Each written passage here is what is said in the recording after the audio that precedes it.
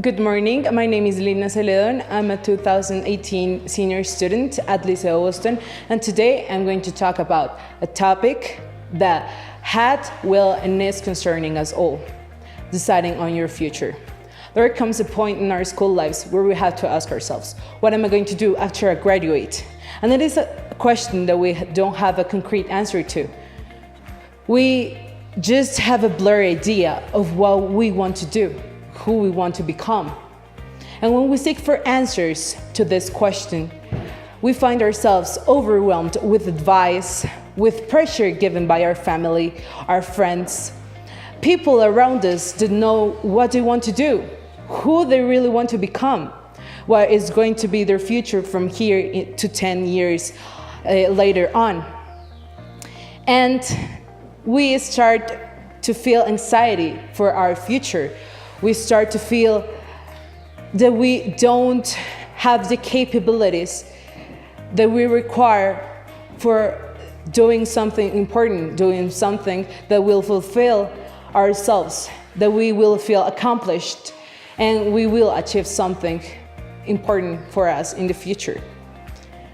But we don't have to really worry about this, because there are some important things that we have to think about before we take an important decision, as it is on your future. The first thing we have to take into account is career choices aren't choices that are for life. They're just tools that will help us in the future for giving us an idea of what we are going to accomplish in our lives. There are many, many different career choices that we can make, and statistically, 68% of the people who start studying something end up graduating for another complete different career choice than they decided at first. And we really don't. The other thing that we have to take into account is that we have the choice of going to college or not. It is easy for people to say, you have to go to college because it is going to give you a future. That's a complete lie. Yes, going to university is a tool that will help you build a better future, but it is not necessary for you to go to university. There are a lot of people that haven't gotten to university, and then they have become one of the most successful people around the world. According to the Forbes magazine, from the 100 richest men around the world, 32 didn't go to college. That's a pretty significant number, because that's more or less the 32% of them that didn't go. And some of the most important icons that we have in this opportunity, it's Steve Jobs, the CEO of Apple and Pixar. We have Bill Gates, who founded Microsoft. We have Mark Zuckerberg, who founded Facebook. We have Michael Dell, who is the greatest inventor of Dell. And we have plenty others, like Walt Disney. He was rejected from a magazine because he had no imagination. Can you believe that? You just have to pursue themselves. And how did they become what they are today? They first decided not to go to college, to study more, not less. They started to study more about life, about society, what problems we have, what do we lack. And then they started to find a solution about it. And they became famous. They identified themselves and loved what they do, what they did, because some are dead. But that's the point. We really have what it's inside us that will lead us to a better future. It's not our college.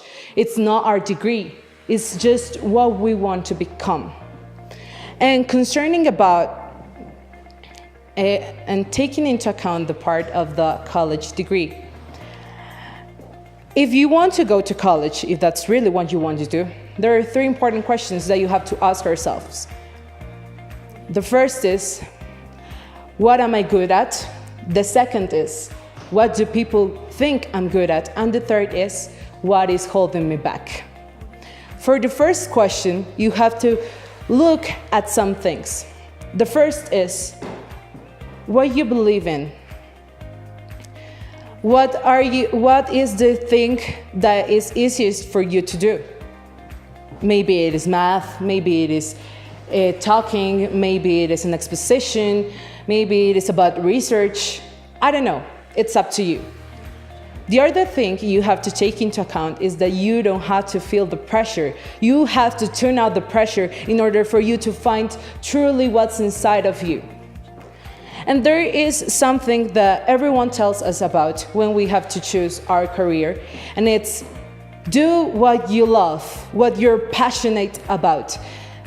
Yes, that can help you a lot, but it's not entirely true. What really is true is that you have to become who you really are. I may be passionate about, I don't know, singing, but I'm not good, then I don't have to pursue something that I'm not good at, and my capabilities won't lead me to a path that will help me to become a singer. It is better for you to believe in what you are, in what you really are good, and pursue it. The second thing that you have to take into account is you don't have to listen to people when you are thinking about yourself. But if you're going to move on to the next step about what people do think about you, then you have to ask them, what you see in me. And there are 3 important points that you have to take into account when you're going to solve this question. And is, the first, do they come for you to teach them something? Do they come to you for advice? Or do they come to you for experience? If they look for you to teach them something, it's because you really are good at that exact thing that they are asking you. If they come for you of advice, it's because they think you're more experienced in that specific area and you are going to help them to accomplish something.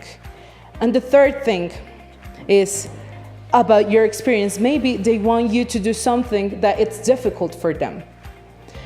And that's something important, because if you have one of these, you can really see what it's going to be with you, what are you going to do, what it is the special thing about you.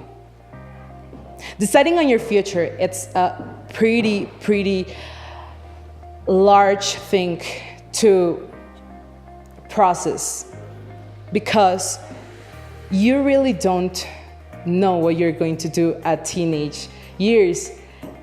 You take one decision and tomorrow you're going to take another that's going to give you a 360-degree change completely. It's going to change your life. And maybe you won't be doing something that you visioned yourself during the teenage years. And the third and last question that you have to answer is, what is holding me back? My fears? Are your fears holding you back? Are your insecurities holding you back? Really, are your bad thoughts just bad? Or they are consuming you into thinking that you won't do what you want to do? You have to think about this and not what people see, not what you are good at, what is holding you back. And this is important because in this question is where you are going to make the final decision. You have to overcome all those things that are holding you back and become who you really want to be. Because there's a quote that says, it takes courage to grow up and be who you really want to be. Thank you all for your attention.